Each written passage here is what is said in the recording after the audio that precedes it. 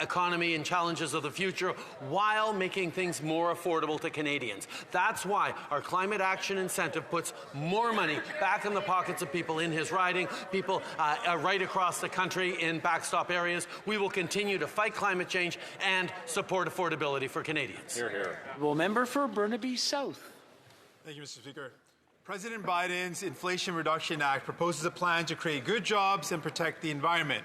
Sadly, the Prime Minister hasn't shown the same leadership here in Canada. We need a plan that creates good jobs, good union jobs, and also protects the environment. Sadly, if that plan is not here, we're going to lose jobs in Canada, and that's a serious threat. So will the Prime Minister make a commitment today that the budget will include a plan to respond to the IRA, but in addition, that any investments that go to corporations are tied with guaranteed strings attached that will create jobs in communities? Hear, hear.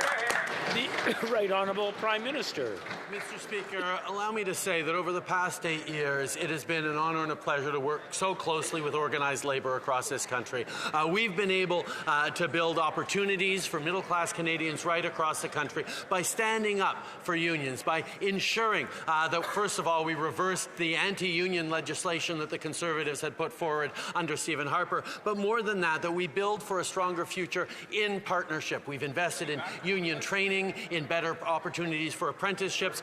We've partnered with unions on infrastructure builds. We will continue to draw in investments around the world, whether it's Volkswagen or Michelin or DeFasco or any number of investments across the country.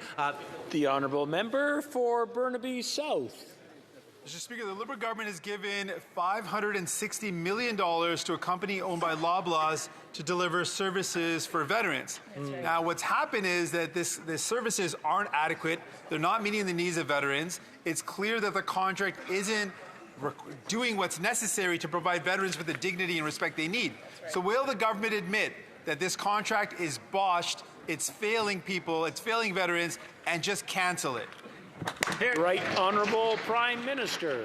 Mr. Speaker, we're not going to do what the NDP suggests, which is what the Conservatives did many years ago and cut services to veterans. We saw what happened when the Conservative government shuttered 9 veteran services offices so that they could nickel and dime those who had served this country. As the NDP proposes that we cut services to veterans, we're not going to do that. We're going to continue to be there to invest in supports for our veterans, as we have since the very beginning, with over $10 billion in fresh investments to support veterans. There's lots more to do, but we owe a duty of care to our veterans, and that's why we will continue to step up despite the requests of the opposition to cut services for veterans.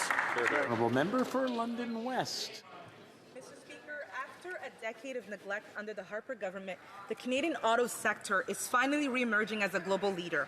And when asked about the opposition leader's criticism of the Volkswagen investment our government has attracted to Canada, the Ontario Premier shrugged them off and characterized them as a political comments.